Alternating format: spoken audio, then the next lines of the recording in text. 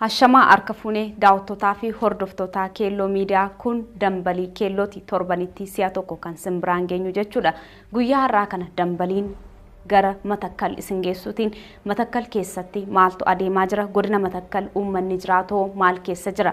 Yeroo ammaa kana bulchiinsa naannoo Beenishaangul Gumuz jala kan jiru Matakkal godinaalee sadan naannoo sanatti argaman Asoosaa fi Kamashii dabalatee isa tokko kan taate Matakkal kibbaa fi kibba lixaan Kamashiitu daangeessaani. Lixaan ammoo Sudaantu daangeessa, kaabaa fi bahaan ammoo naannoo Amaaraatiin kan daangeeffamtu bulchiinsa mootummaa EPRDF keessatti abbaa biyyaa jedhamanii kan mirga guutuun keessa jiraataa jiran eenyu fa'i kan jedhu as keessatti ilaalla.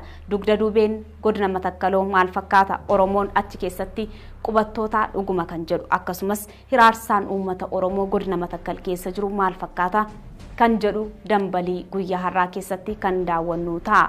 Daawwattootaa fi hordoftoota keelloo miidiyaa dambalii keelloo guyyaa har'aa qopheessee simbiraan kan ga'u an Mooneet Badhaasaati. Hanga xumura qophii keenyaatti turtii gaariin isiniin jedha.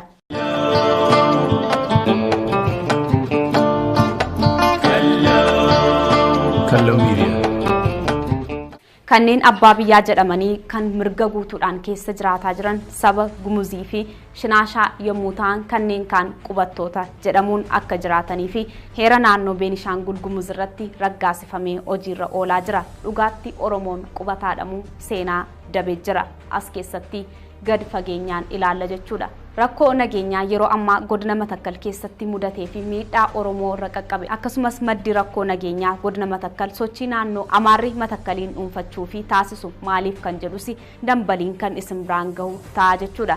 Seenaan dugda duubee godina Matakkalii fi Oromoo godina sana keessa jiraatanii maal fakkaata? Qe'ee Oromoon hundeessee qe'ee albuudaa fi warqeen badhaatu kan taate qubatee osoo hin taane qubachiisee biyya itti jiraachisaa jirutti salphifamee inumaayyuu ajjechaa jumlaa irra ga'utti jiru reeffa kabajaa dhorkanii konkolaataa keessaa gad buusuun ilmaan Oromoo danuu ajjeesuun naannoo sanatti baratamaa dhufeera.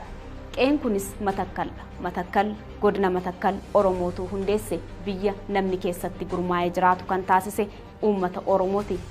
Keessaayyuu yeroo jaarraa 16ffaa jedhu dhalattoonni naannoo sanaa irraa kaasee Oromoon lafa Matakkal irra jiraachaa turuusaa galmeen seenaa ni mirkaneessa. Oromoon Matakkal ilmaan Jaawii fi Sibuutii jedhamu yeroo ammaa kana gosoonni Oromoo lafa sanarra jiraatan 12 ol ta'uun isaanii beekamaadha. Lafti Oromoon bajjii baasee gaarreenii fi lageen lafoota naannoo sanaatti maqaatti moggaasii jiraachaa turee fi ammas jiraachaa jiru keessaa aanaaleen Wambaraa, Dibaaxii, Dangabii fi Bulan duraarratti kan argamanidha. Egaan Oromoon alatti bara Oromoon lafa Matakkal baasu sabni Gumuz akka jiran maanguddoonni Oromoo Matakkal ni dubbatu. Gara boodaa kanatti gosti Shinaashaa jedhamu naannoo sana jiraachaa turuu isaanii ragaan qabatamaa jiraachuudhaa yoo baates ni dubbatama. Akkuma duraarratti kaasuuf yaale Oromoon saboota biraa qubsiisaa tureera. Isaan keessaa sabni Amaaraa tokko godina Matakkal keessa kan qubsiifame bara Dargii yoo ta'u yeroo bara 1977 bara beelaa jedhamee waamamu sana beelli bara sanaa godina Goojjam, Gondarii fi Walloo waan miidhee fi mootummaan Dargii xiyyaaraa fi konkolaataadhaan jara kana godina Matakkal keessa fidee akka qubachiise ni beekama. Qubsiifamuun saba Amaaraa keessumaa aanaalee kanneen Paawwee, Maanduraa, Daangurii fi Gubaa Maankush jedhaman keessatti bal'inaan gaggeeffamaa turee jira jechuudha. Bakka biraatii dhufanii qe'ee Oromoon hundeesse keessa buufatan aanaalee kanneen akka Wambaraa, Bulanii fi Dibaaxii jedhaman keessatti bara 1970moota karaa adda addaan sabni Amaaraa keessa jiraachuu eegalan jechuudha. Sababaaleen gurguddoo kunis hojii qonnaa fi jiraattonni isaanii galfachuu hojjechiifachuu akkasumas immoo sababa amantaa ortodoksiitiin qeesii yookiis immoo daaqonii marigeetaa fi kan kana fakkaatan ta'uudhaan aanaaleen sadan kana akka seenaan qabatamaadhaan uummanni naannoo sanaa dubbatutti Oromoon isa beelee itti baqate nyaachisee harka diriirsee simate. Alagaan garuu biyya Oromoo seenanii itti wal horanii deebisaa ajjechaa fi hiraarsaa biltsiginnaa waliin gurmaa'uun uummataa fi diina guddaa ta'an jechuudha. Gamanumaan dambaliin keelloo dhalattoota godina Matakkal dubbisee jira. Yeroo jedhan dachee nama hawwattu ta'uu fi cunqursaa Amaarra gahaa jiruun wal qabatee akkasumas immoo qubsiifama dugda duubee uummata Oromoo dubbatanii jiru. Ani kanan dhaladhee guddadhe achuma godina Matakkal naannoo Beenishaangul. Oromoonni godina Matakkal utuu gara lafa sanaatti hin dhufiin dura naannoo Wallaggaa bahaati kan isaan jiraachaa turanii.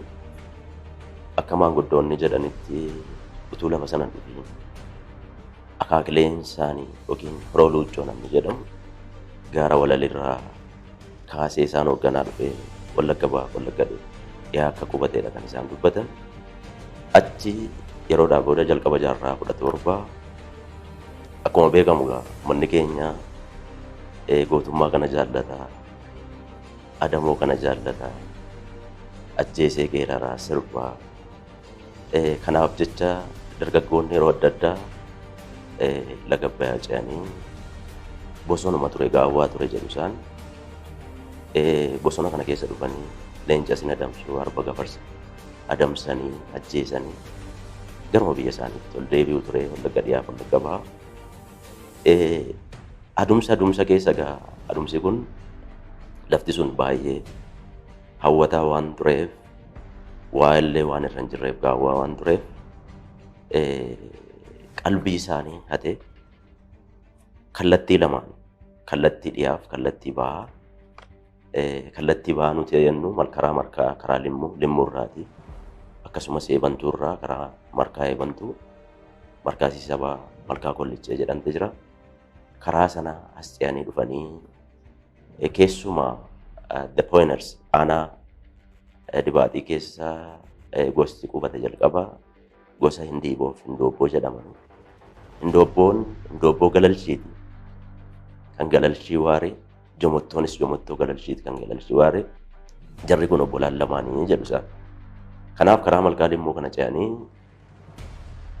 kormi isaanii arfaasaa badeeti birraa deebi'aa jedhu isaan. Sanaa fi kormi yeroon arfaasaa badee ka'u maaliif deema kormi kun jedhanii sana hordofanii dhufanii ruutii karaa malkaa limmoo sana naannoo amma Jingiin jedhamu, Ulumaayii jedhamu, Sombooslee jedhamu qubatan. Warri karaa malkaa eebantu immoo abbootii duulaa isaanii fakkeenyaaf abbaa duulaa Gaaggaa Deeddeefaa dabalatee isaan kanaan hoogganamanii dhufanii naannoo amma Qorqaa, Gaaleessa, Giiqoo bakka adda addaa godina kana keessatti argaman keessa dhufanii qubatan jechuudha. Uummanni Oromoo godina Matakkal wajjin wal qabatee seenaan inni qabu seenaa yeroo dheeraati. Gaaffiin adda addaa hubannoon adda addaa jiraachuu danda'a. Keessumaa uummata Oromoo bakka biraa jiraatu godina Matakkal akka inni itti hubatu akka inni itti beeku fi wanti lafa sanarratti dhugaan jiru wal simuu waan qabudha. Kana dura namni baay'een qorannoodhaan kan lafa sanarratti hojjetan namoota lagaa waan ta'aniif Oromoodhaan ala waan ta'aniif beekumsa dhugaa hin ta'in yookiin jallatetu maddaa ture. Beekumsi dhugaan seenaa Oromoo lafa sanaa wajjin wal qabatu. Abbaan lafummaa lafa sanaa wajjin wal qabatu. Falmii lafa sanarratti abbummaadhaaf qaamonni biraa dhiyeessanii wajjin wal qabate qulqullaa'ee deebuu waan qabudha. Kana gochuudhaaf xiqqoo duubatti deebinee seenaa lafa sanarra jiru Oromoo lafa sanarra jiraatu abbummaa lafa sanaa wajjin wal qabatee waan jiru kaasuu dirqama ta'a. Kana wajjin wal qabatee seenaan biyya kanaa guutummaa guutuutti uummata Oromoos ta'e sabaaf sablammii biyya kanaa dhugaa seenaa jiru kaasuudhaaf dirqama ijaarsa Impaayera Itoophiyaa kaasuun dirqamadha. Kan nu kana jennuuf teessumni Oromoo amma kana jiru kun jaallannus jibbinus akkinni itti beektota biyyoota ambaatiin yookiin biyyoota alaatiin gabaafamaa akkinni itti ture kan inni irratti hundaa'ee gabaafamaa ture ijaarsa Impaayera kanaa wajjin wal qabateeti. Isaanii wajjin warroota aangawoota biyya kanaa wajjin wal qabateeti kan isaan qorannoo geggeessaa turan waan ta'eef Impaayera Itoophiyaa kun yeroo isheen ijaaramtuu qabee wantas keessatti ta'aa ture maal fakkaataa akka jedhu tuquun dirqama seenaa Oromoo Matakkal kaasuudhaaf. Jalqabumaa qabee Impaayera Itoophiyaa kana ijaaruudhaaf hundumtuu namoonni kamuu kan irratti wal ta'anii fi wal falmiin kan hin jirre Itoophiyaan Abisiiniyaa jettee kan isheen ijaaramuu jalqabde kaaba Itoophiyaa ammaa kanarrattidha. San booda biyya Itoophiyaa jedhamtu amma kana biyya Itoophiyaa ammayyaa jedhanii kan isaan yaaman garuu akka nu hubadhutti ofii kooti Impaayera Itoophiyaa kana akka amma jirtu kanatti ijaaruudhaaf gara kibba Abisiiniyaatti bal'ataa turte. Babal'ina kana keessatti Matakkal kibba lixaa impaayera Abisiiniyaa kanarratti argamu isheetiin ol qabate humnoonni impaayera Abisiiniyaa ijaaruudhaaf dhimmamaa turan kun Matakkaliin of jalatti qabatan hin turre yeroo jalqaba impaayera Abisiiniyaa jedhamtu ijaaran niwukilaar giddugaleessa impaayera Abisiiniyaa sana yeroo ijaaranii humnachitti aangoo siyaasaa qabatee ture biyya koo jedhee kan inni beekaa ture Matakkaliin hin hammatu. Qaama impaayera sanaa yookiin biyya isaanii sana godhachuudhaaf kan isaan mala jedhan fudhata tarkaanfataa turanii waraanaan lafa sana of jala galchuudha. Kanaa wajjin ol qabata hariiroon lafti Matakkalii fi impaayerri Abisiiniyaa qabu inni Abisiiniyaa sun Matakkaliin of jala galchuudhaaf warri Matakkal jiran impaayera Abisiiniyaa jala galuu diduudhaaf jinnaadhaanidha kan isaan wal beekan hariiroo akkasiin kan isaan qabaataa turan.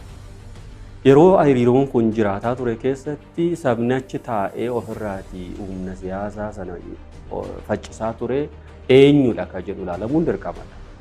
Akka kanatti yoo ilaalle ammallee seenaa gaafa Afrikaa kanatti nu dhaqata qubsuma hawaasa yookiin uummattoota sabaaf sablammii gaafa Afrikaa keessa jiraatan yoo wal qabata waan ta'eef uummanni gaafa Afrikaa kana keessa jiraatu saba Kuush ta'uu duriin qabee jaarraalee yeroo dheeraadhaaf kumaatamaan lakkaa'aniif saba lafa sabni Kuush irra qubatee jiru ta'uu isaati ragaan kan agarsiisu. Isatti dhaquu yoo dhiifnellee as dhiyeenya kana keessa Oromoon keessumaa ituu jaarraa 16ffaa sanamni baay'inaan tuqu bira tuun ga'iin sana dura Oromoon jireenyi isaa akkam turedhaan ilaaluun nama barbaadu. Feesisa dhugaa Oromoo baasuu yoo barbaachise jechuudha. Kana yeroo dhannee ilaallu jaarraa 16ffaa dhufuu isaatiif sababa kan ta'u jaarraa 12ffaaf sana duraa qabee Oromoon kaaba biyyaa amma impaayera Itoophiyaa kanarraa qaatii gara kibbaatti dhiibamaa dhufuusaa ragaalee hedduutu agarsiisa. Gara wambaraatti yeroo deebinu wambarri jalqabaa karaa dhiyaa sana ruutii karaa dhiyaati malkaa ta'ee ture. Malkaan sun maqaa nama Abbaa Duulaa Oromoo ta'een waamama. Ooncoo Jaarsoo jedhama. Ooncoon gaachana 60 qabateetii dhufee baddaa wambaraa kanarra gaawwaa sana keessa adamoof dhufanii godoo buufatanii deeman jedhama. Achuma giraajuwaalii immoo lafti sun waan isaan hawwateef duulli biraa Abbaa Duulaa Jiloo Hubbii jedhamu tokkoon hoogganamanii gosti akka Muumaa, Arroojii, Baabboo, Kabraallee hin jiran Dongoroofa isaan kun dhufanii wambara keessa akka qubatanii haalli qubsuma isaa kana fakkaata jechuudha. Gaafa idda latiinsa Oromoota Matakkalitti dhufnu iddi latiis Oromoota Matakkal kan inni irraa qabu Maccarraati. Macca gaafa jennu warri naannoo Eebantuurraa Wallagga Baarraa Eebantuurraa Limmuurraa dhufan kun ilmaan Jaawwiiti. Ilmaan Eebantuuf ilmaan Limmuu jiranii. Ilmaan Limmuu kana jala warra akka Indiiboo, Indoobboo, Guutoo jedhaman gosa Oromoo baay'eetu jiranii. Akkasuma karaa Eebantuurra dhufan ilmaan Maccaa ta'anii karaa Eebantuu ilmaan Jaawwii ta'anii karaa Eebantuu kana warra ce'an. Kana keessa immoo gosti akka Amuumaa, Anuu, Dongoroo, Jaggaa, Waayyuu kan kana fakkaatan dhufanii lafa kana qubatanii jiru jechuudha. Gaafa baddaa wambaraatti baanu warree wambaraa abbaan isaanii daleetti galu isaan daleen kan Maccaati. Oboo Dalee jedhama abbaan isaanii. Oboon Daleen kun kan Maccaati. Isaan kana keessas warra akka Ammoone gosoota sana makaase kan akka Arroojii, warra akka Amuumaa, warra akka Baabboo, warra akka Dongoroo, of kan Sibuu Giddaa kana fakkaatantu jiranii dhufanii isaan immoo Wallagga Lixaarraa naannoo Najjoo, Gidaamii, Beegii kanarraati dhufanii lafa sana qubatan jechuudha. Gosti isaaniillee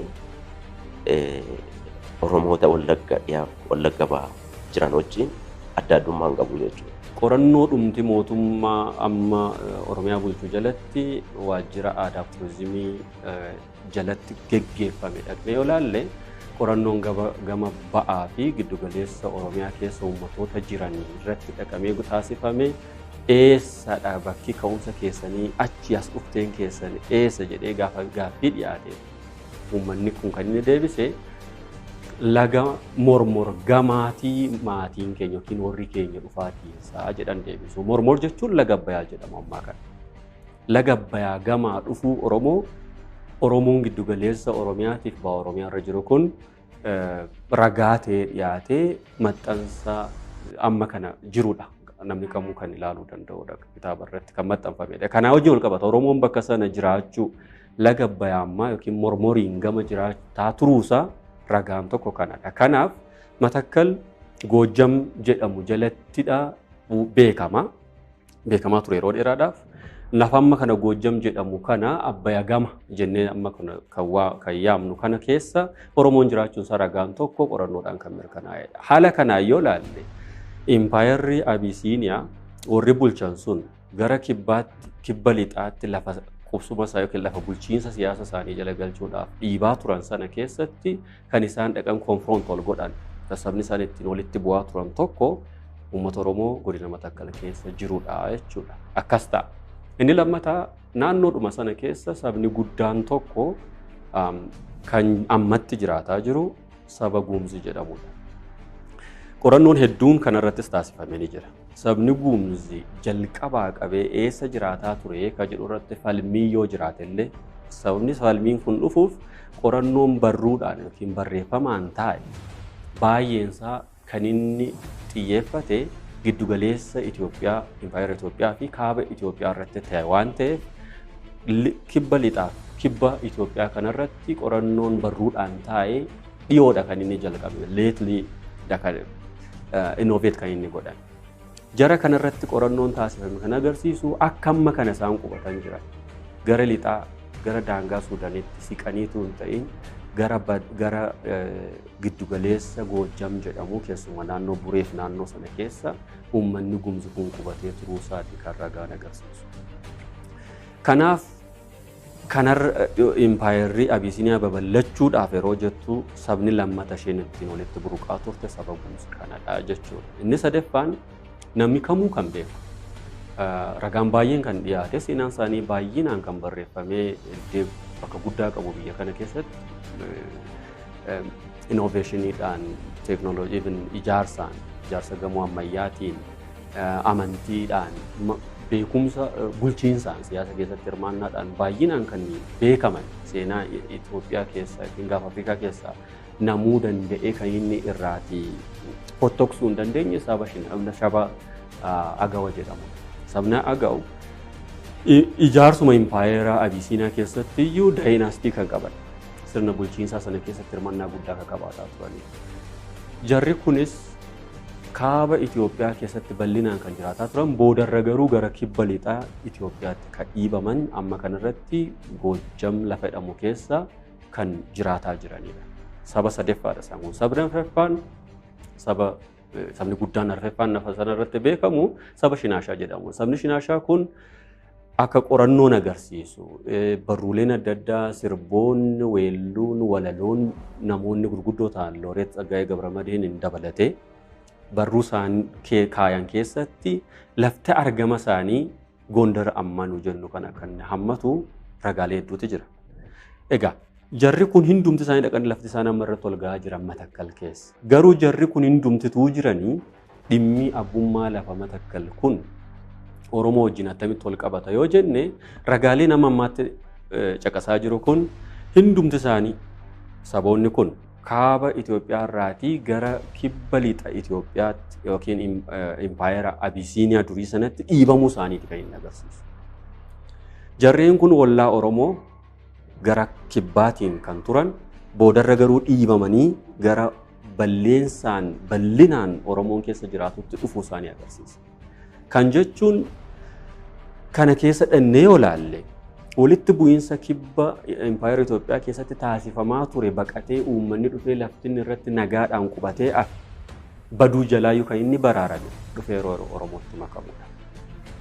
Kanaaf saba Gumziis haa ta'u, sabni Shinaashaas haa ta'u, sabni Agawaas dhufee yeroo Oromoo wajjin daangaa Oromoon qubatee jirurra yeroo ga'u nagaa argatee badii jalaa baraaramee dhiibamee gara kibbaatti dhiibamaa deemuunsa laftinni itti dhaabbate stagneet laftinni itti godhe daangaa Oromoon bal'inaan jiraatu ta'e.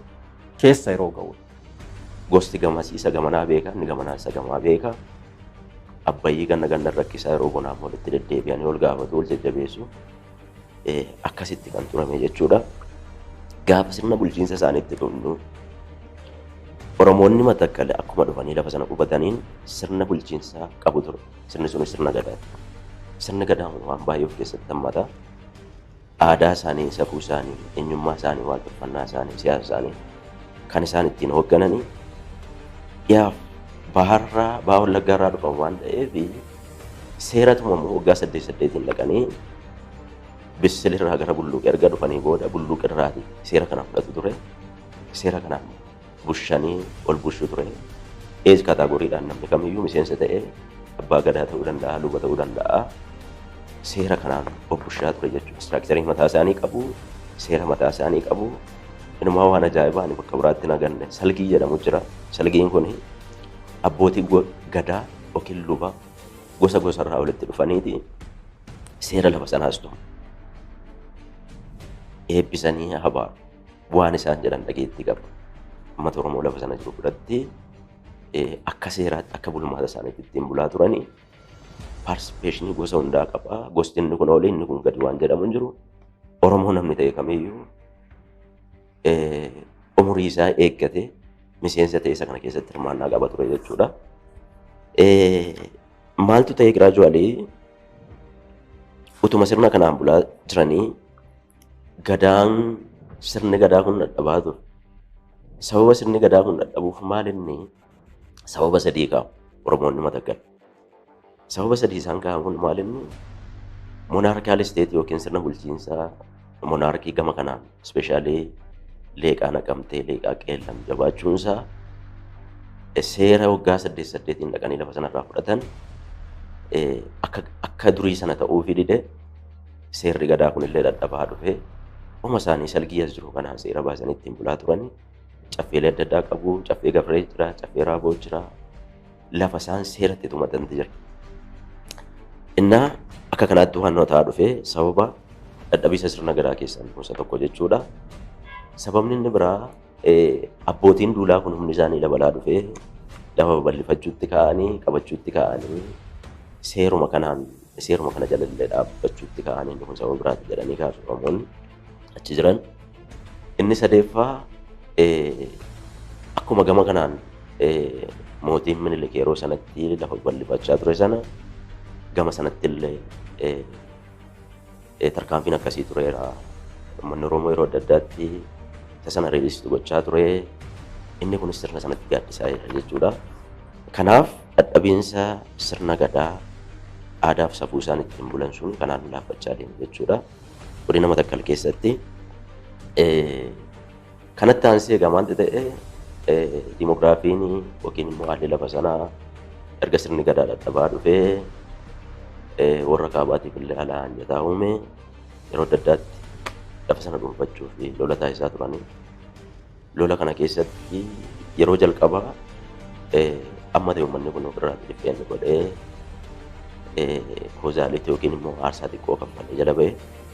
Yeroo sanatti amma fakkeenyaaf nama akka Biiftuu Aannoo Baakkoo jedhamu jira ture. Aannoo Baakkoo lola isaanii wajjin yoo keessatti kan inni wareegamu. Mucaasaa Biiftuu kana humni Taklaa Hayimaanoot fudhateeti gara Dabra Maarqos fidanii achi tursiisanii ofii isaanii kiristinnaa gaafatanii seera isaanii barsiifatanii weerara marsaa lammataaf dhufanii yeroo sanatti uummanni Oromoo mucaan sun gosa beekamaa keessaa ture.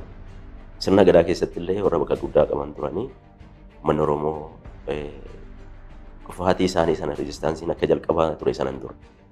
Sababni isaa namuma hasitti dhalatee dhiiga sii qabu qabatanii dhufu waan ta'eef akka kanaatti dhufanii lafa sana qabatanii caasaan hunduu diriirfamee kan qaata gibira gama kanatti kaffalaa turan ispeeshaalii warra Kumsaa Morodaa kanaaf gibira kaffalaa ture Oromoon erguma sirni monarkii kun beellee achi booda gama sanarratti deebee abbayyii sidduu jira waan ta'eef ganna sin rakkisaa gama kanatti gibira kaffalamuu qabu jedhamee gama naannoo Amaaraa sanatti ispeeshaalii mootii Taklaa Hayimaanoot jalatti gibirri kaffalamutti ka'e jechuudha.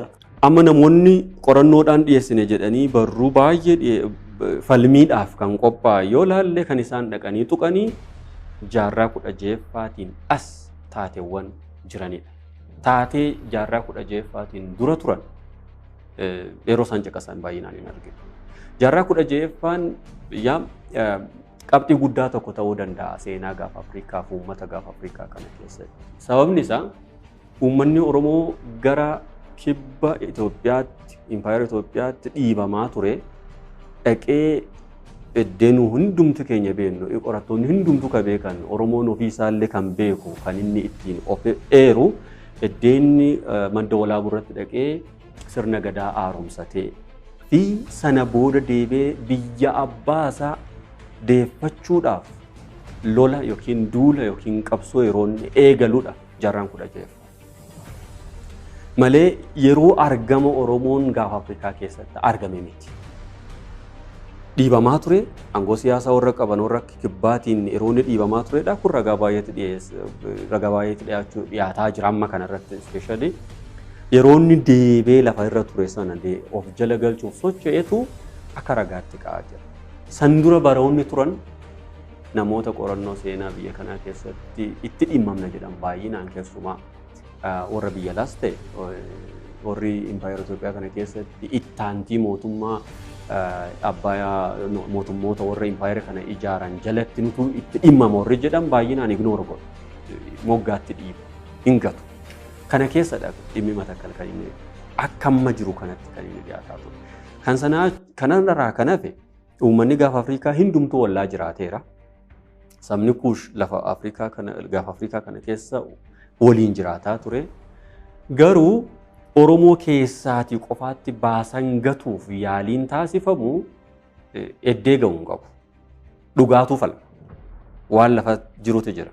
Kana keessatti ilaalaa ani dhimma Matakkalii. Abbummaa Matakkal irratti kan nu waliin qaamota waan kanaa isaanii wajjin haasa'uu kan nu qabnu Oromoon illee kan inni baruu qabu sabni Oromoo bal'aan illee kan inni baruu qabu kana keessatti ilaalleetu deebii argata. Oromoon eessa ture gaafa Afrikaatti akkam ture yoo jennedha irra wayya. Isatu irra nagaa ala buusuu danda'uun beekumsa dhugaa ta'e ragaa dhugaa ta'e irra hundaa'ee deebii kenna. Yoo sanaan hin ta'u ta'ee walakkaa lafaati yoo kaane wal falmii hin taane keessa gala. Falmiin kun falmii lafaa falmii abbummaa qofa miti. Nagaa buusuu kan danda'u dhugaadha. Dhugaan sun beekumsa irratti hundaa'a. Beektonni fi qorattoonni arkeoloojii fi sooshaal antiroopooloojii Afrikaa irratti hojjetan hundumti isaanii amma ammaatti beekumsa haaraa haala fakkaatuun seenaa kana baasaa jiru.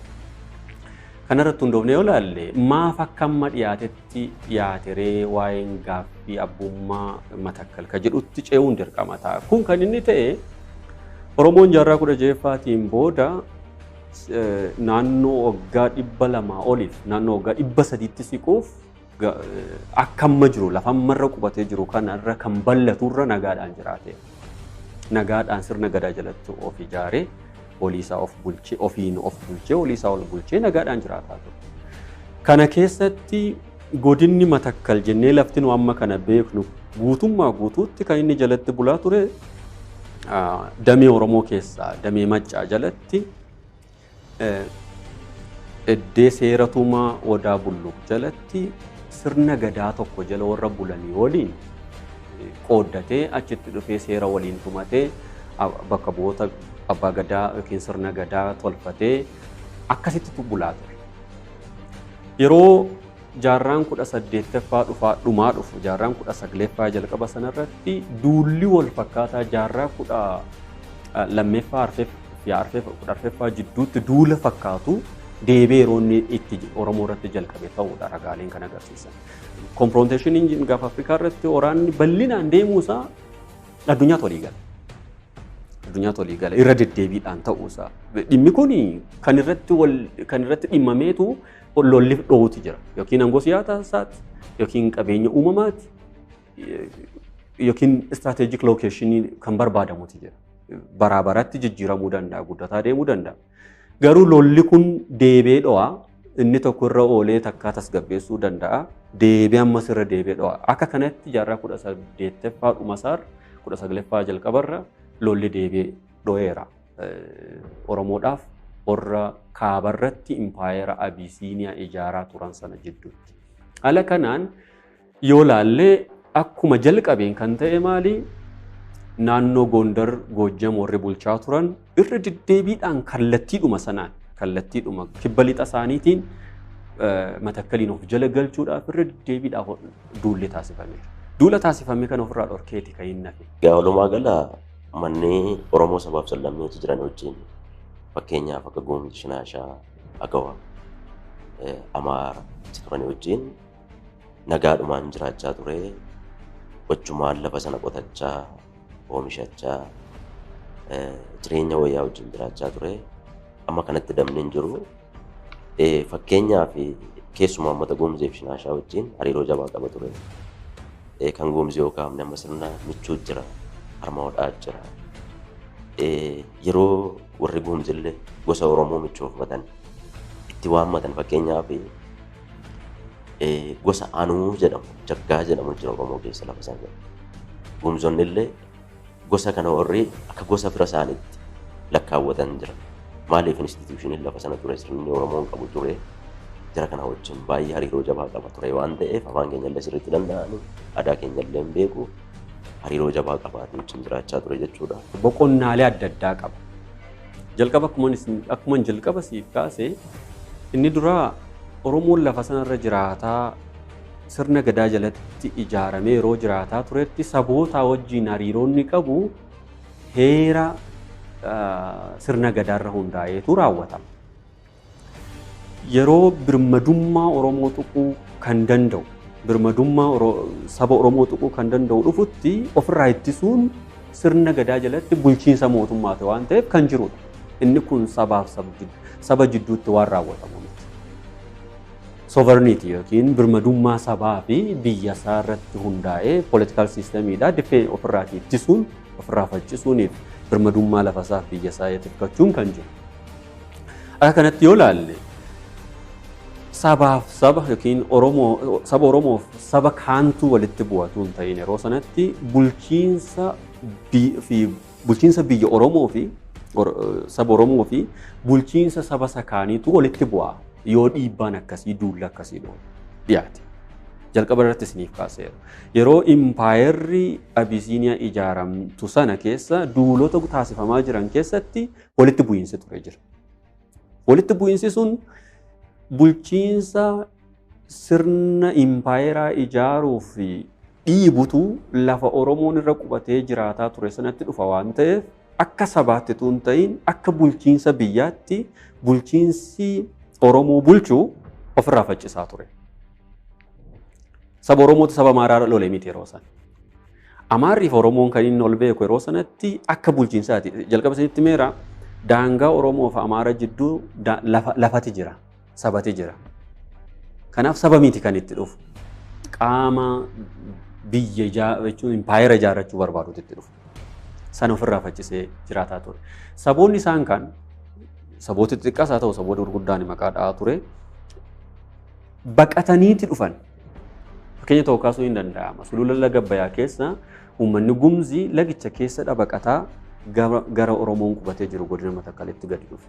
Yeroo dhufee lafa Oromoo sanarra ga'u, lafa Oromoon qubatee jirurra yeroo ga'u maaliif akka isaan deeman akkamitti akka isaan deeman olii yeroo galamee deebu akka Gumzii Oromoo miidhuu hin dandeenyetti yeroo batamu akka isaan qubatanii inumayyuu qaama isaaniin fixaa isaaniin itti duulee biyyaa ariyaa buqqisaa deemu sana irraa faccisuutti seene Oromoon. Kun dhugaa jirudha. Kanarraa kaa'amee moggaasa kenneef hariiroon ani jalqaba kaasaa ture. Moggaasa yeroo kennu completely nagaatti bu'e isaan jidduutti. Duras walitti bu'iinsa hin qabanii ka caaliyyuu akka saba tokkootti akka gosa tokko gosa walii qooduutti ce'ame. Uummanni laga Abbayyaa keessa uummanni Gumzi buufatee jiru afaan Oromoo aadaa Oromoo guutummaa guutuutti amma Oromoon tokko beeku beeka. Akkanatti waliin jiraataa ture. Akkasuma Shinaashaa fudhannee meedhichatti kaa'anii sirni luba baasaa hundi qophaa'ee amma fakkeenyaaf aanaa wambaraa keessa dirree yaa'ii bakka jedhamu jira. Dirree yaa'ii lafa Oromoo shinaashaan sadhumaa lola xixiqqoo qaban itti araaraffatanii walitti makaman ture. Isaan lafa gammoojjii qabatanii turanii Oromoon lafa baddaasaa qabatee ture yeroo adamuuf deeman yeroo waan tokkoof deeman walitti bu'iinsi ture.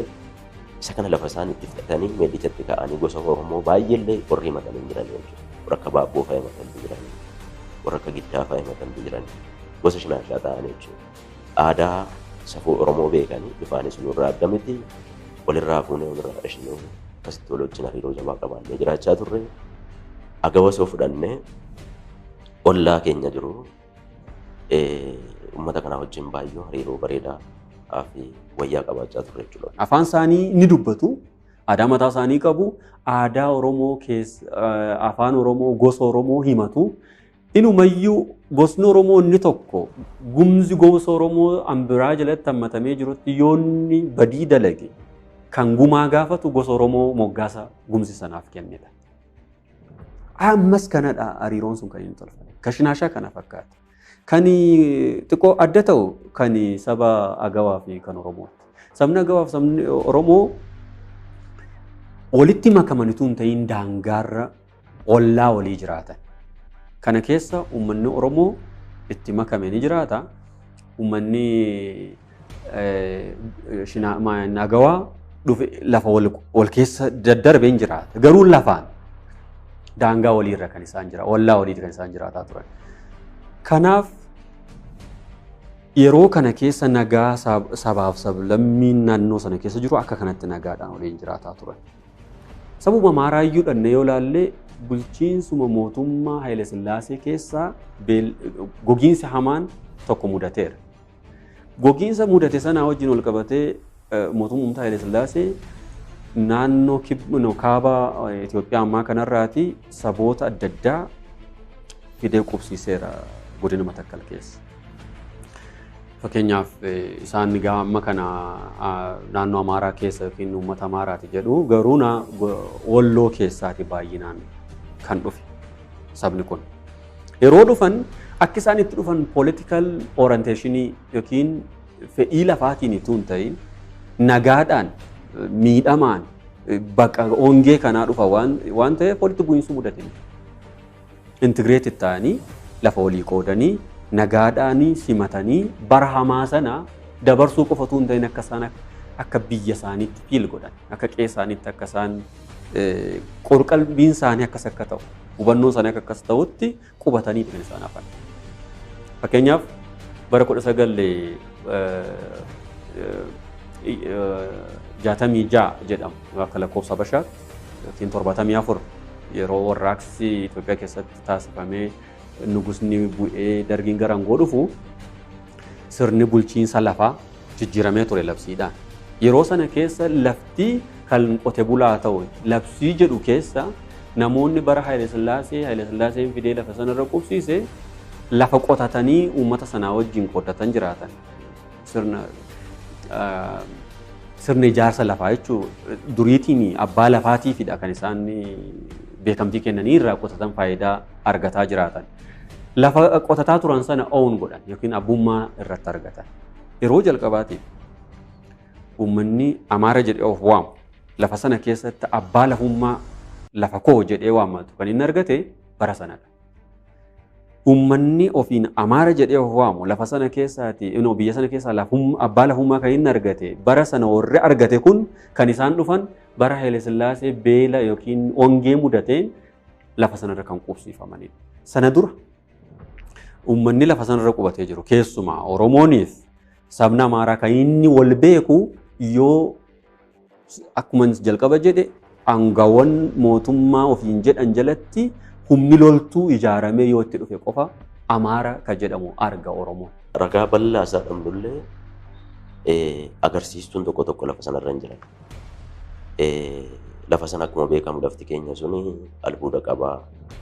Lafti isaallee bal'aadha. Uummanni keenya ispeersilii walirraa faffagaateeti qubatee lafa qonnaa bal'aa qabaa. Ji'oopolitikaalillee lafti sun daangaa Suudaan irra jira waan ta'eef poortiin achirraan daraqoo dabjarri jedhanii yookiin immoo hortiin gogaan achirraan jiru sun kallattiidhaan godina kana daangessaa. Inni kaan immoo dhiyeenya kana lagdabbaye lafa sanarratti godina sana keessatti kan inni ijaaramaa jiru.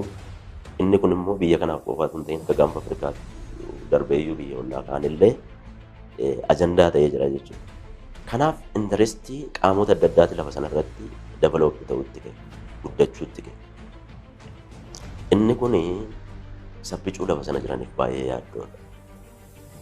Fakkeenyaaf Gumzi fa'aa fudhannee, Shinaashaallee fudhannee qaamni lafa sana dhaqee akka kan ofiisaatti akkuma bara TPLF sana olaantummaan lafa sana gushuu barbaadu jira. Isaan sun immoo itti dhalatan itti guddatan lafa dhaqan hin qabani. Kana duutti interest conflict itti ka'utti ka'e jechuudha.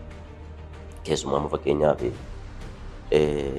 akka naannoo Amaaraatti yoo fudhanne naannoo sadii sadarkaa Mareet Asmallaash Komitee jedhamee Raayyaa Asmallaash Komitee Walqaayit Matakkal Asmallaash Komitee jedhamee dhaabamee structuralitti deemamaa jiru jira jechuudha. Inni kun immoo Oromoota ta'uu baatu sabbicuu achi jiraniif baay'ee yaaddoo guddaa. Yaaddoo guddaa. Jarri kun dhufanii lafa kana dhuunfatan naannoon sun dhufee lafa kana yoo qabate hireen keenya maal taasisee yaaddoo guddaa qabata. Kana qofatu hin ta'in daangaa darbamee yeroo tokko tokko ispeeshaalii amma naannoo Jaawii jedhamu jira. Lafa sanatti lola guddaatu ture. Baay'ee yaada deebuu qabudha. Rakkoo biyya kana keessatti kan ta'aa jiru keessaa tokko waan akkasii kan uummata Gumzii fi Gumziin alayyuu kan ta'an naannoo sana kan jiranii kan yeroo dheeraadhaaf naannoo sana keessa jiraatan beekamtii dhorkachuun har'a ka jalqabe miti. Jalqabas kaaseera. Uummata Gumzii gara kibba lixa impaayera Abisiiniyaatti dhiibuun har'a miti kan jalqabame. Iddoo isaan amma jiran kana kan isaan dhaqanii ga'anii dhiibbaadhaan. Bakka amma kana dhaqanii irratti afanii jiraataa jiran kana kan isaan argatanii sabni Oromoo moggaasa kennee, uwwisa kennee faccisanii taasisateedha. Sanarraan kan hafe uummata Gumzii kana dhiibanii daangaa ofiitii keessatti aangoo siyaasaa qaban keessaa baasuudhaaf fedhiin jiraachuun har'a ka jalqabe miti. Saba Gumzii irratti qofa miti kun kan inni raawwatamaa jiru. Shinaashaa irrattis akkas. Oromoo irratti kan taasifamuu eegalee bubbuleera. Saboota naannoo sana keessa jiru hunduma irratti kun yeroo dheeraaf kan taasifamedha. Amma immoo keessumaa ijaarsa jalqaban isinitti hime kaase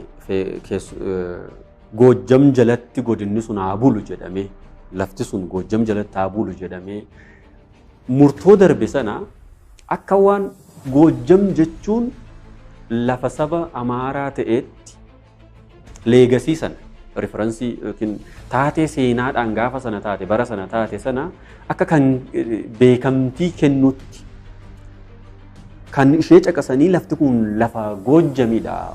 Lafti kun lafa saba Amaaraati kan isaan jedhan kanarraa madda. Seenaan jalqaba kaase sanarraa madda. Murtoon sun gaafas kan inni darbe gaaffii misoomaa gaafatame deebiin caaseffama sirree jijjiiruutu deebii kennan. Caaseffama bulchiinsaati jijjiirame. Kan gaafatame misooma riqicha Abbayyaa irra ce'anidha. Karaadha. Deebiin kenname garuu laga Abbayyaa irra utuu hin ce'iin waan isinirraa eegamu raawwachuudhaafi asiin isinii wayya jedhameetu caaseffamni bulchiinsaa jijjiirame. Uummata lafa sanarra jiru gaafa sana buqqif lafuma sanarra jiraateetu tolu haa badu gibira jedhamu sana sanuu kan mootummaan itti gaafatamummaa misoomaa bu'uuraalee misoomaa dhiyeessuu keessatti hin qabne garuu gibira baraatu. Lafa isaan irra taa'anii mootummaadhaaf gabbaran kan isaan gibira gabbaraa turan mootummaadhaaf malee saba Amaaraatiif miti. Mootummaa qaama jedhuuf gibira gabbaran malee saba Amaaraatiif miti. Lafa sanarra jiraachuu lafa Amaaraarra sababa jiraataniif miti kan isaan gibira sana Goojjam jalatti gabbaran. Yookaan lafa Goojjam irra dhaqan waan taa'aniif miti kan isaan gibira sana gabbaran. Oromoon Oromiyaa ammaa kana keessa jiru godinoota adda addaa keessa jiru bakkuma taa'u taa'ee nugusa yeroo sana tureef yookiin mootii yeroo sana tureef gibira gabbaraa ture. fiichariin yookiin halli lafa Goojjam keessumaa Matakkal iddaan biraarraa adda miti. Kan adda isa godhu maqaa Goojjam jedhu jalatti buluu isaaniiti. Kana riifar godha yookiin kana caqaseetu lafti kun lafa Amaaraati. Naannoo Amaaraa jalatti buluu qaba jedhan gaaffii dhiyeessuu kan isaan jalqaban irra miti. Akkuma gaafa federeeshiniin kun ijaaramuuf yaadni isaa wixinama. Akkuma Oromoon dhiyeessuu yaada bulchiinsi keenya Oromiyaa jalatti ta'uu qaba jedhee dhiyeessuu jalqabe qaamoleen keessumaati bulchiinsa mootummaa naannoo Amaaraa jala irra jiran achi keessatti aangoo qabaataa turan namoota siyaasaa gurguddoodha jedhamanii biyya kana keessatti kan beekaman gaafasii hin qabanii yoo danda'an Matakkaliin naannoo Amaaraa jalatti hammachiisuudhaaf kan isaan warraaquu jalqaban irra miti. Riifaransiin isaanii yookiin kan isaan caqasan immoo maali? Seenaan ammas hin jedhee kan. Qaamni dhaqee lafa kanaa kan kooti mirgan itti qaba jedhu jira. Maaliif asiitii heerri naannoo Beenishaangul qabu guutummaatti kan Oromoos haa ta'u kan sabaaf sallammii isa kaanii danqee jira waan ta'eef isa kana cabsanii heeruma kanallee fooyyessanii lafa kana qabachuu irra barbaadantu jira. Karaa biraa immoo isa kana heerri amma jiru kun nuu ta'eera. Lafti amma jiru kanatti illee nuti abbaa mirgaatee abbaa biyyaatee nuti bushuu qaba jedhanii warra waan godhantu jira waan ta'eef akkasitti interest conflict guddaa jira. Inni kun immoo dhaqee lolatti jijjiirame lubbuun namaa ba'ee to tell you the truth dhugaa haasa'uu fi Oromoon isa kana keessas hin jiru isa kana keessas hin jiru garuu namni dhibbaa olee lafa sanarratti du'e. Shinaashaan du'e, Agawni du'e, Amaarri du'e. Namni du'aa saba sallammii kanarra caalaa yaaduu. Doominaansii lafa sanaa akkamitti lafa sana qabannee resources na utilize goonaa akkamitti siyaasa lafa sanaa nuti olaantummaan bushinaa seedhu yaada. Naannoo Beenishaangul yoo fudhatte, Sagamanaa yoo fudhatte idduutti immoo sibiiliyaan baay'ee lubbuu isaanii darbaa jira. Uummata keenyaaf illee baay'ee yaaddessaa ta'ee amma naannoo qarqara baadiyyaa jiran irraati sodaa walitti bu'iinsa kanaaf jedhee namni keenya baqatee qubsuma bakka adda addaa jiraachuu dhagaalessa jira, barbariin jira. Naannoo Galgaleen godina keenyaan jira, Dibaaxii jira. Kana keessa Oromoonni isin jiran sababa sallammii biraas hin jiranii sodaa walitti bu'iinsa kanaaf jedhee michi lubbuunsaa hafee lafa sana gadhiisee sadarkaa rakkina jabaa keessatti jira jechuudha. Kanaaf lafichi kun abbummaa irratti akka namni wal falmu kan taasise seenaa isaa miti. Jechuun dhugaa lafa jiru miti. Tokko ijaarsa impaayera Itoophiyaa keessaa madda siniin jedhee saboota jalatti cabsuudhaaf taatee taasifamaa ture. Lammaffaa gaafa federeeshiniin kun uumamu sagalee uummata lafichaa irratti dhagahuu diduu irra guuganii darbuuti ture. Amma immoo erga aangoo humna arganneerra jedhee qaamni amane saba jalqaba sagalee isaa dhagahuu dide kana humnaan buqqisuu yoo dadhabe akka inni lammata sagaleen dhageessifne godhee ukkaamsee of jalatti hammachuudhaaf yookiin of jalatti ukkaamsee bituudhaaf yaalii taasifamuutu lola kana dhalaa jira. Dhugaan lafa sana jiru nuti xiqqummaarraa kaanee lafa sanatti guddanne waan ta'eef shinaashonni hin jiranii, gumzoonni hin jiranii, darbee agawoonni hin turanii. Istoorikaali yoo ilaalle yoomirraa kaaseeti doominaansiin jechuun sabab sallammiin biraan baay'inaan kan isaan dhufan yoo jenne bara Ongee sana bara 1977 akka lakkoofsa Itoophiyaatti haa ta'u Awurooppaatti bara 1977 akkuma Itoophiyaatti Ongee sana wajjin ol qabatee beelli kaamatti ture waan ta'eef mootummaan kallattiidhaan achii fidee lafa sana qubsiise. Lafti bal'aadha. Akkuma isin jedhe lafti qotatan bal'aadha waan ta'eef dhufanii qubataniiru. Garuu eenyu naatiiviidha lafa sanatti itti ona gaafatte anuma warra kanan beeku. Warri sun bara 1977 dhufan waan beeku jechuudha. Kanaaf dhimma abbummaa ol nu mormisiisu. Dhimmi ol nu mormisiisuu qabu islaamaadha. Nuti baay'inaan lafa kana ergasii dhumnee lafa kana qabannee jirra. Lafa kanarra jirra. Hirmaannaa karaa siyaasni illee nu hin qabnu. Heerri biyyatti akka itti heerri naannoo sanaa akka itti nu daangeessa yeroo jedhu inni kun gaaffii qajeelaa. Garuu abbaa biyyummaa lafa sanaa saba sanatti mormuun jibbu hin jiru waan ta'eef jechuudha. Kanuma kan hin beeknu kanuma kan dhugaa baanu jechuudha. Sirriidha. Yaa'iinsa isaa alaallu jechi jedhamaa jiru baay'ee akka nama yaaddessutti akka nama sodaatutti dhiyeeffama. Ka'umsa isaa kan tuqutu hin jiru. Amaarriin ajjeefamne jechuu hin dandeenye. Dhuguma ajjeefamee. Garuu amaarri akka sabaatti ajjeefamuu isaa dura gumzit akka sabaatti ajjeefame. Humna hidhate, humna mootummaan bobbaasuun jalqaba kana akka sabaatti ajjeefame saba gumzi. Akka sabaatti taargeet ka godhame. Summaaf ta'e yoo jenne immoo gaaffii jalqaba karaa siyaasaatiin hiikamuu malee, sagalee uummataatiin hiikamuu malee, warri naannoo Amaaraa fi keessumaa Ihaadig yeroo federeeshinii kana ijaaru sagalee uummata kanaa dhaga'uu mannaa ukkaamsuu irratti xiyyeeffateeti darbe yeroo sana maajooritiin yookiin sagaleen caalmaa qabu eenyu jennee utuu ilaalle uummanni Amaaraa ta'uu hin danda'u. Abbaan fedhe dhaqee ilaaluu danda'a.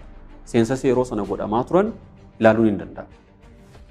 Yeroo sana sabni wayyaba qabu, sagalee wayyabaa qabu akka hin dhaga'amne ukkaamsan darbanii waggoottan 25 darban kana sagalee kana diimoogiraafii jechuun walmakiinsa sabummaa naannoo sanaa jijjiiruudhaaf irratti hojjetaa turanii yoo isaan hin hojjetan ta'e illee wantoonni taasifamaa turan akka kun ta'u godhee erga deebee booda caalmaa sagalee arganneerraa sagalee wayyaba lafa sana irratti qabna. Kanaaf riifarandamiitu gaggeessinee iyyuu naannoo Amaaraa jalatti hammachiisuu dandeenya ka jedhu dhiyaate. Kun hamii miti.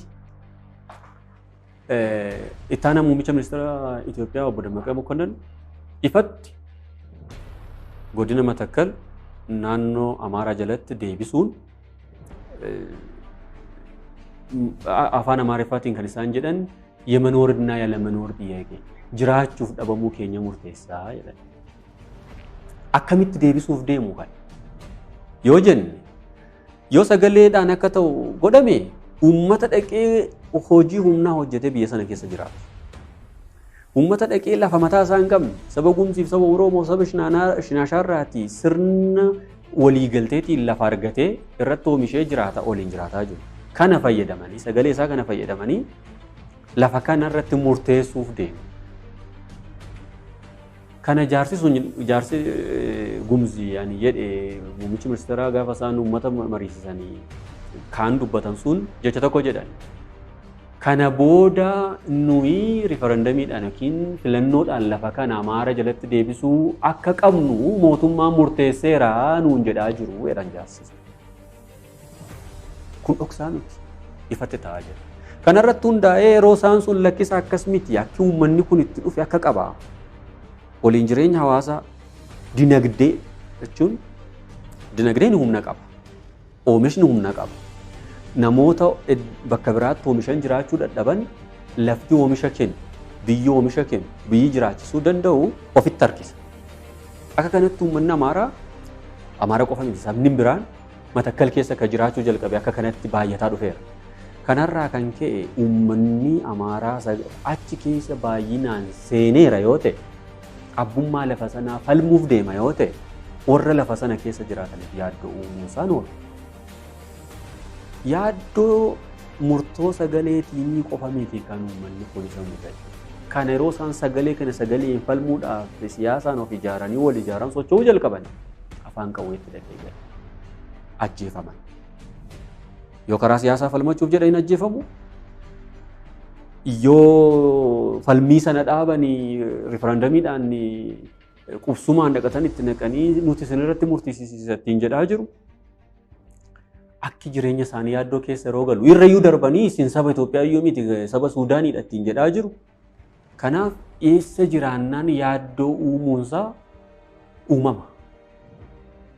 Uumama namaati. Kanaaf ofirraa faccisuun nama miti bineensuun faccisa ofirraa. Sabab sallamii baay'ee lafa sanarra jira.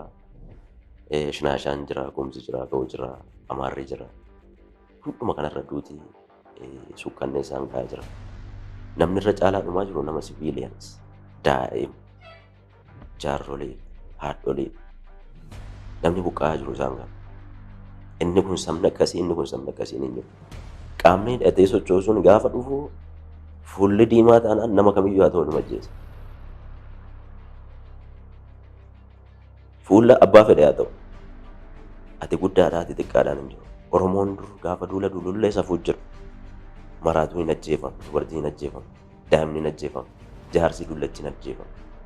Amma kana garuutu gosa dhiisiitii saba dhiisii utuu kanallee hin filatiin ajjeechaa lafa sanarratti raawwatu. Inni kun galmi isaanii maal akka ta'e isaanumatti beeka.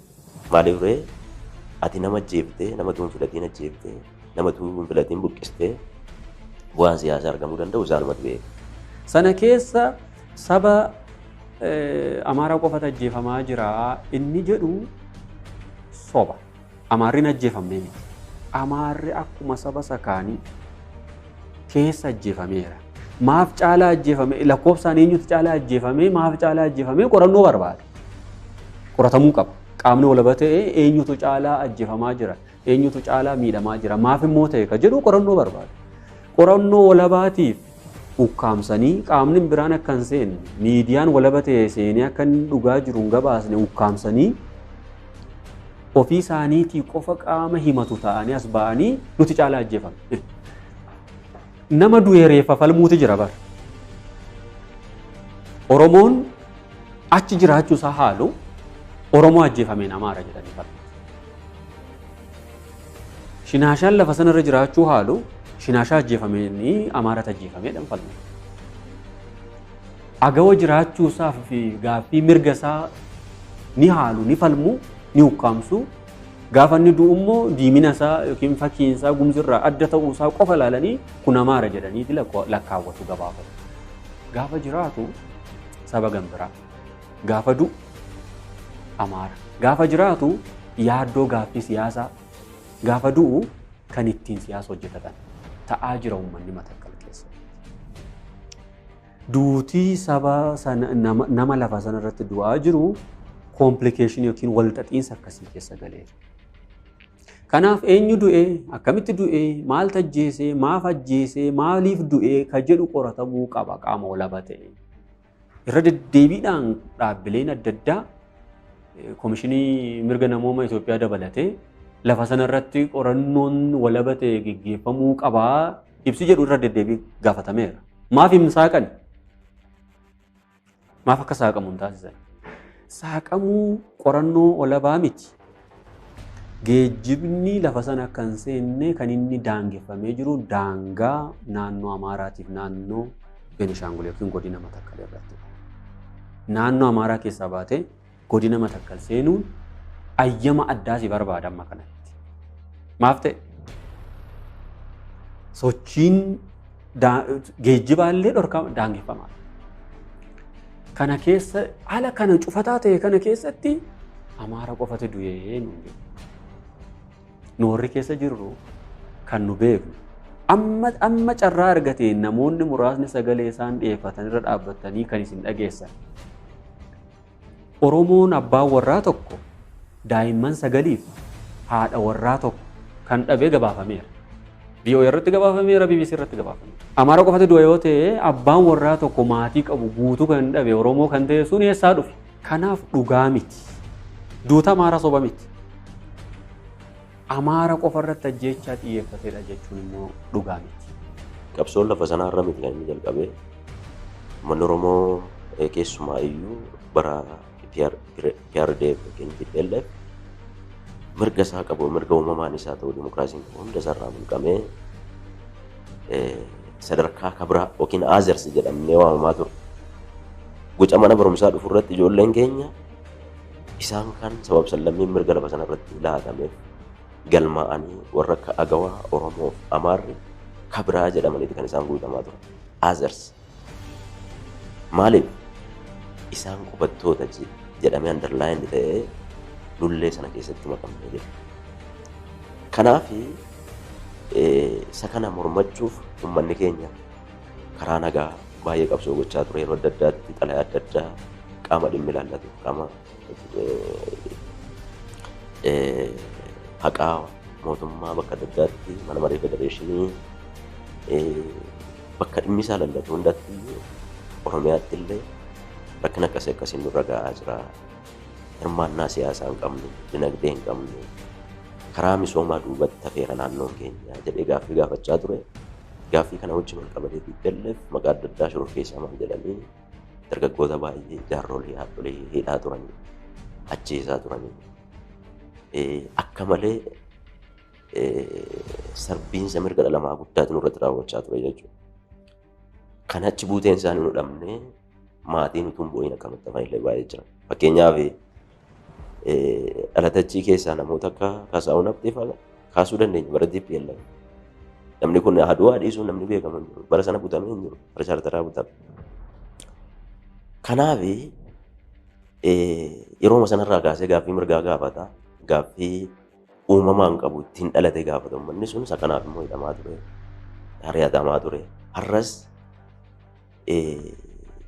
wanti sodaatamu lafa sanatti sirna dhufaa darbaa darban keessatti uummanni Oromoo lafa sanatti doominaanti waan ture humna kana dadhabsiisuu barbaada gareen lamaa.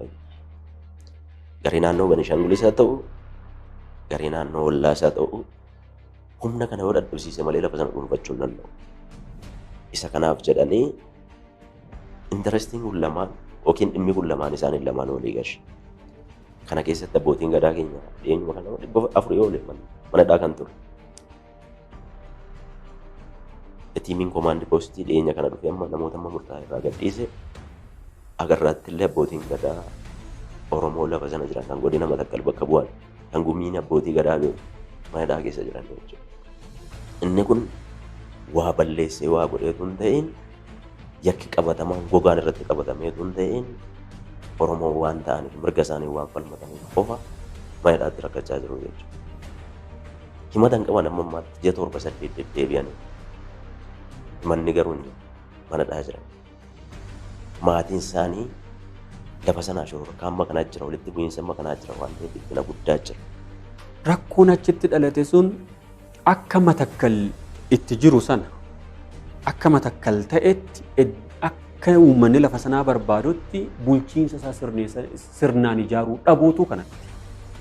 Kaniin kana jedhu uummanni Amaaraa yookiin uummata Amaaraa jechuu hin danda'u mootummaan naannoo Amaaraa siyaasistoonni uummata Amaaraa bakka buuna jedhanii Matakkaliin akka itti ilaalan qabu. Sanaaf jecha akka Matakkal ta'uu qaba jedhanii kaayyatan qabu. Yeroo kana godhan uummata lafa sanarra qubatee jiruuf beekamtii guutummaa guutuutti dhorgachuudhaan fedha isaanii raawwachiisuuf deemu. Amaaraa qofa miti. Ihaadig gaafa jalqaba amma Ihaadig hin jiru. Sa jiraatee itti fuufne kana garuu Ihaadig gaafa jalqaba godina sana naannoo Benishaangul jalatti ijaaramuu qaba jedhu akka itti murteesse qaba. Uummanni Oromoo gaaffii dhiyeessuu gaafa ni jalqabu. Humna laafaa akka fedhan godhachuu danda'an lafa naannoo sanaa qabeenya naannoo sanaa akka fedhan irratti ajajuu akka danda'anitti yoo ijaarre wayya jedhanii murteessan.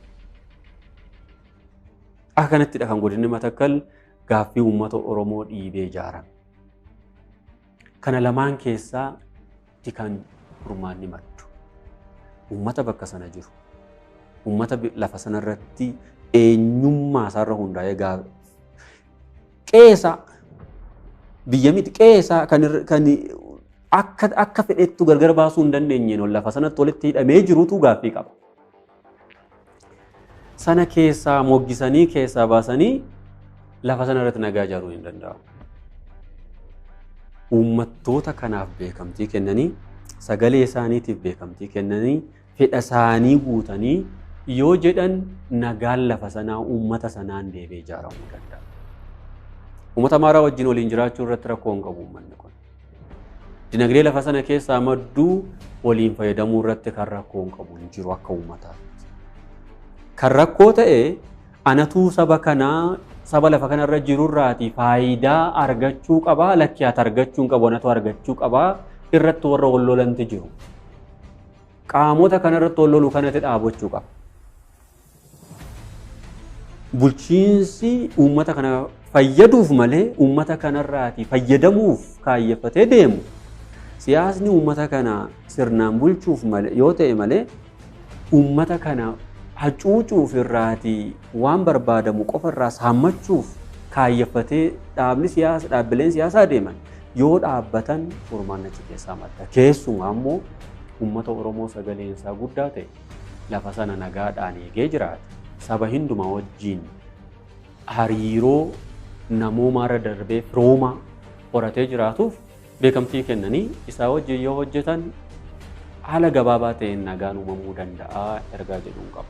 Godinni Matakkal akka biyyatti illee barbaachisummaa olii akka inni qabudha kan eeramu qabeenyaa uumamaatiin badhaafamtuu ta'uu ishee kan namuu ragaa ba'u. Godina kana keessa lafa qonnaa bal'aa fi oomishaalee fi mijooftuu taatee qabdi. Karaa biraa albuudii adda addaa kanneen akka warqee dabalatee hedduminaan keessatti ni argamu. Gama biraan immoo oomisha ixaanaatiin beekamtuudha. Inni kan biraan adda taasisu jechuudha. Egaa hidhaan laga Abbayyaa immoo godina Matakkal keessatti hidhamaa jiru. Biyya kana keessatti bakki guddaa kennameefii jira. Rakkoo dinagdee fi humna ibsaa biyyattii qabdus ni furaa, salphaatti furuu ni danda'a jedhamee kan akka abdatamu kan dubbatan jechuudha. Haa ta'uyyuu malee haalli godina kanaa fi rakkoowwan hidhichaan wal qabatee mudachaa jiru yoo furmaata argate qofaa ta'us kan himan danuudha. Biyyi madda turizimii ta'uu kan dandeessu akka biyyattiitti bakka turizimii adda addaa adda durummaan tajaajiluu fi galii guddaa biyyattiin irraa argattu jedhamees karoorfamee jira jechuudha. Hidhaan laga Abbayyaa kuni akka karoora ministeera turizimii biyyattiitti hidhaa laga Abbayyaa waliin wal qabateetu odola naannoo sanatti argamu 70 oltu uumamas jedhameetu karoorfamee jira jechuudha. Egaa diinni yeroo ammaa kana Matakkal irratti qiyyaafatee kan inni jiru kan keenya jechuudhaan kun uumame jechuun hojii uumuu fi galii turizimii dabalatee xiyyeeffannoon guddaan sanaaf kennamu ol ka'aa akka ta'u amanamaa jedhaniitu yaadu. Godinni Matakkal karaa lixaan Sudaaniin kan daangeffamtu Sudaan kibbaattis ce'oo fi karaan achiin jiru hedduu gabaabaadha. Kanaaf haalli kun giddugala diinagdee biyyattiin Sudaan dabalatee kaaba Afrikaa fi giddugaleessa Afrikaa waliin wal quunnamuuf itti fayyadamtu taatee tajaajiluu fi carraa bal'aa fi hagana jedhamee hin tilmaamamne qabdi. Kanaan wal qabatee investimentiin adda addaa godina sana keessatti babal'atu qaama godina sanaa to'achuu fi madda humna ta'ee fayyadaa jedhama. Egaan daawwattoota keenya caaseeffama godina Matakkal yeroon isin biraan ga'u bara Haayila Sillaasee kaasee haga EPRDF'tti bara 1940moota keessa godinni Matakkal kutaa biyya Wallaggaa jechuunis Wallaggaa Kiflaagar jechuudhaan yeroo sana godina Arjoo Awraajjaa jedhamu jalatti bulaa turuu ishee seenaatu hima. Oromoon bara sana turanis gibira irraa eegamu bishaan Abbayyaa ce'anii deemuun Arjootti kaffalaa turan jedhu. Dhimmoota adda addaas kan xumuratan haaluma kanaatiin ture jechuudha baroottan sana keessa. Haa ta'u malee sababa bishaan laga Abbayyaa guutee yeroo dheeraa ceesisuu didee fi gibira isaanii Gojjam Buree Daamoota Awraajjaa jedhamee bakka beekamutti akka kaffalan taasifaman jechuudha. Qajeelfamni kunis Haayila Sillaasee biraatii akka kenname seenaan ni eera. Haaluma kanaan Oromoon Matakkal dhimmi isaanii akkuma qajeelfameen raawwachaa akka turan seenaan ni hima. Gara bara 1960moota keessa dargiin akkuma aangootti ba'een bulchiinsa kutaa biyya Gojjam Awraajjaa kan jedhamu gara magaalaa Dabra Maarqositti jijjiiree jechuudha. Kanaan wal qabatees Matakkal kutaa bulchiinsa biyya Gojjam Kiflaagar godina Matakkal Awraajjaa jedhamee moggaafamuun gamasitti buluu eegale jechuudha. Gara bara 1983 hanga 1992 EPRDF akkuma aangootti baheen ammoo naannoleen gaafa hundeeffamuu eegalan Kamashii fi Asoosaan Wallaggarraa citee Matakkal ammoo Gojjamirraa deebee bulchiinsa naannoo Beenishaangul Gumuz jedhamu alatti akka qindeeffamuu taasifame. Lafa Matakkal kan hundeesse egaa akkuma jalqaba irratti kaase Oromoodha. Jalqaba kan bulaa tureessi Arjoo Awraajjaa jalatti garuu sababa bishaan Abbayyaaf jecha Gojjam jala gale. Amaarri garuu godina Matakkaliin kan seene bara 1977 akka lakkoofsa biyyattiitti jechuudha. Sababa beelaatiin dargiin qubsiiseeni. Sana dura garuu sabni Amaaraa godina kana hin beekusi irras akkan turre ragooleen seenaa ni himu. Oromoon godina Matakkal bara mootummaa EPRDF kana keessa bara 1993 hanga 4 yeroo godinni Matakkal Beenishaangul keessatti akka buluuf murtaa'u kaasee Oromoon gaaffii kaasaa ture. Kunis lafti kun kan Oromoo waan ta'eef Oromiyaa jalatti bullaa kan jedhu ture. Garuu fudhatama hin arganne inumaayyuu hiraarsaaf isaan saaxile. Oromoo godina Matakkal bulchiinsa Beenishaangul jalatti dhiittaan mirga namummaa fi diimokiraasii hedduu irratti gaggeeffamaa ture. Ammas gaggeeffamaati kan inni jiru. Isaan keessaa muraasa yoon isni eere maqaa qubataa jedhamuun heera mootummaa naannoo Beenishaangul Gumuziin raggaasifamuu akkasumas immoo deeggarsa addaa jedhame naannolee bu'uura misoomaan boodatti hafaniif kennamurraa Oromoon akka hin fayyadamne dhorkuun isaan hangafaa turan. Inni kan biraan Oromoon mirga filuu fi filatamuu qabutti fayyadamee akka hin ijaaramnee fi hin fillees hin filatamnes taasisuun immoo hojii guddaa isaan gafaa ture. Oromoon aadaa fi hawaasummaa isaa akka hin dagaagsinee fi qajeelfamaan dhorkuu qaama dhimmoota kana irratti hojjetan hidhuu dararuu fi naannoo sanaatii isaan buqqaasuu Oromoon naannoo sanatti baratanii deebi'anii godina sanatti akka hojii hin arganne dhorkuu isaan kun hojii malee uummata Oromoo irratti akka isaan hojjetan taasifame. Kanneen hojii qaban dhiibbaa irratti gochuun buqqisuu fi bakka sanaa ari'uun hojii guddaadha. Gama biraan maqaa Oromoon dhaabni siyaasaa kamuu godina sana keessa akka hin sochoone taasisuudha. Lafoota Oromoo saamuun saboota kan biroof dabarsanii kennuu bu'uuraaleen misoomaa aanaalee Oromoon keessatti heddumatan keessatti akka hin hojjetamne dhiibbaa taasisaati kan isaan turan ammas sanumatti kan isaan jiran. Abbootiin qabeenyaa Oromoo immoo saamichi guddaan irra ga'uu fi gibira humnaa olii itti fe'uun hojiin ala isaan taasisuun hojii kan birooti. Oromoota gaaffii mirgaa kanneen akka afaaniin barachuu aadaa ofii guddisuu fi gabbisuu gaafatan hidhuu ajjeesuu fi godina sanaa dhabamsiisuu. Egaa Oromoon hojii argachuu fi qabachuuf Oromoo isa Oromummaasaa Shinaashaatti akka jijjiiru dirqisiisuun lakkoofsa Oromoo hir'isuu irratti xiyyeeffatan jechuudha.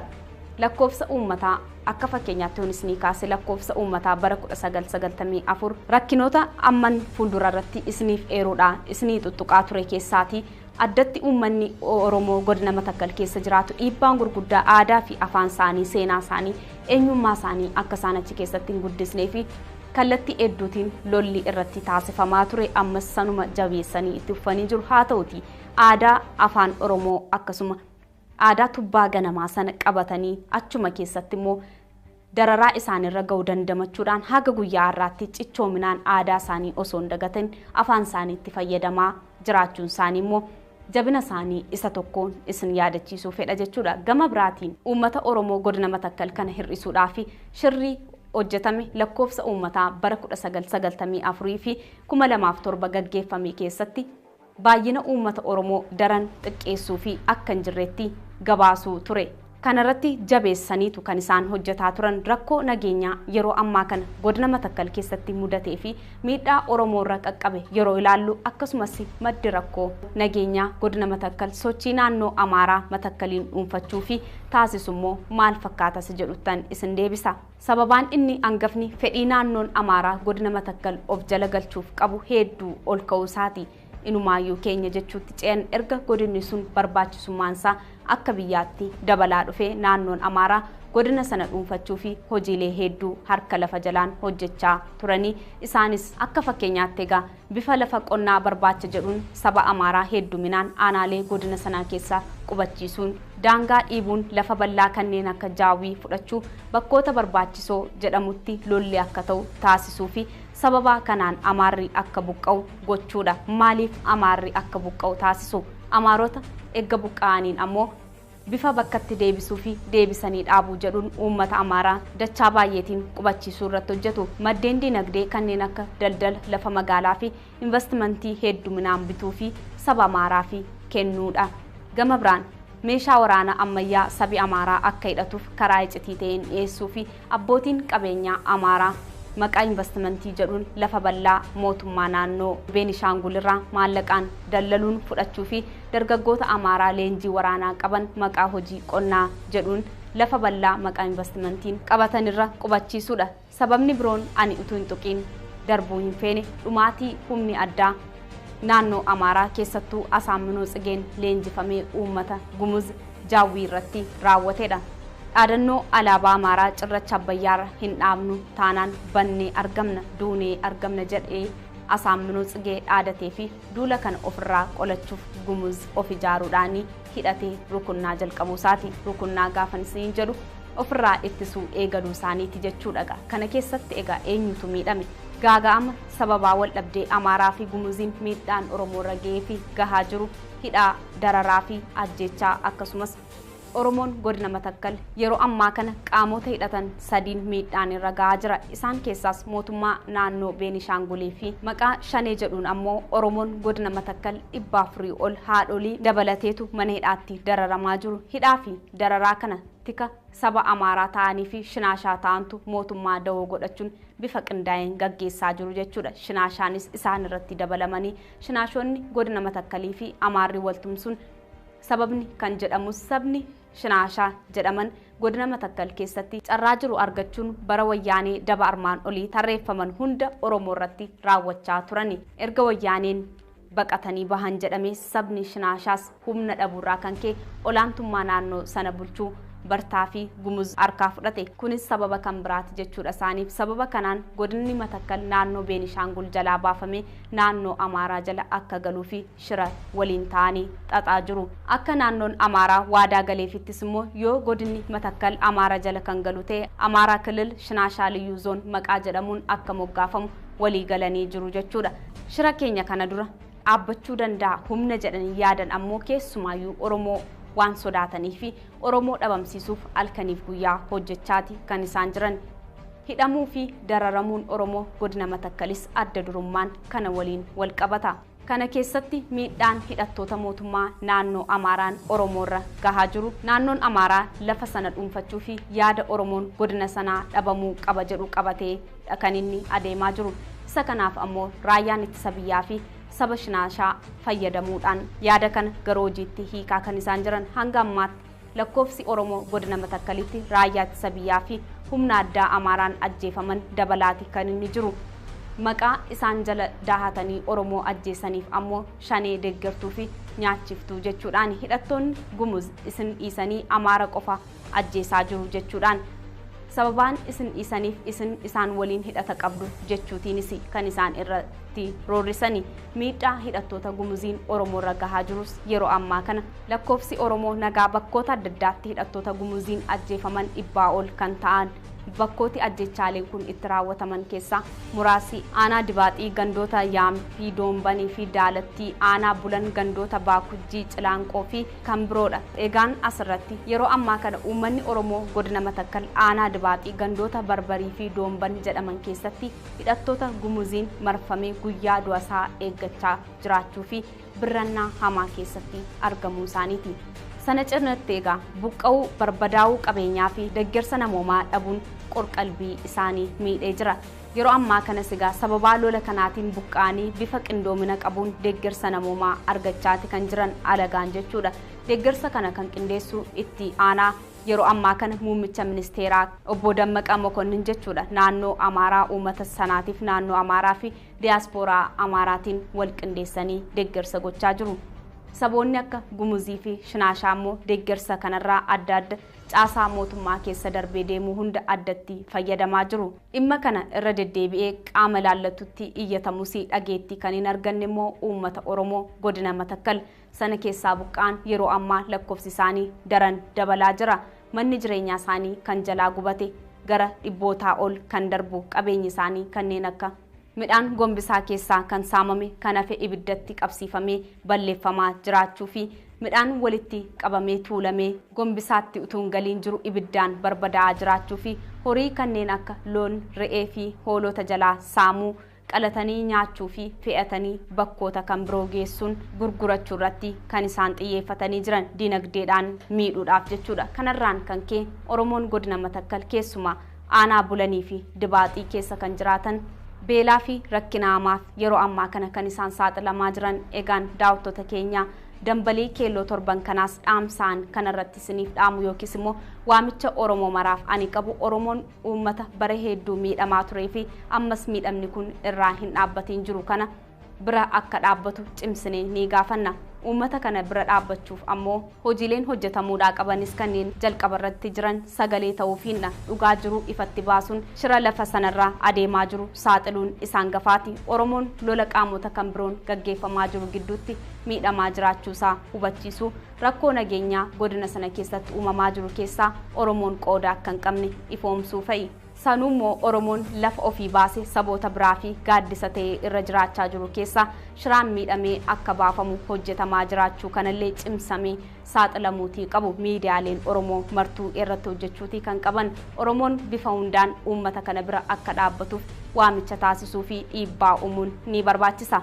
Akkaataa nageenyi godina sanaa tasgabbaa'uu danda'u kallattii kaa'uun qaamni ilaallatu ga'ee isaa akka baatu dhiibbaa taasisuun illee dirqamaa fi hojii Oromummaati jedheetan amana. miidhaa lammiilee nagaa irratti qaqqabe bifa walta'een qindeessuu fi qaama mirga dhala namaaf falmaniif gabaasuunis hojii kan birooti jechuudha. Inni kan biraan deeggarsa namoomaa walitti qabuun saffisaanii uummata birmannaa barbaadu kana qaqqabsiisuudha. Atattamaan yeroo ammaa deeggarsi isaan barbaachisu kanneen midhaan nyaataa fi uffataa fi meeshaa qulqullinaa manni jireenyaa kan jalaa gubateef carraa itti dandamatanii jiraatan uumuun waan guddaati jechuudha. Yaalii argachuuf akkaataa danda'anii fi tumsa gochuudhaan saba birmannaa dhabee fi birmannee sagalee isaanii ukkaamamee sagalee ta'uun dirqama Oromummaatiin isiniin jedha. Daawwattootaa fi hordoftoota Keelloo Miidiyaa dambaliin guyyaa har'aa uummanni Oromoo godina Matakkal keessa jiraatu maal keessa jira, dararama akkamii fi hiraarsaa akkamii keessaayyuu biyya ofiisaatii hundeessee alagaa irratti qubachiisetti dararamaa jiraachuudha kan nuti isin biraan geenye.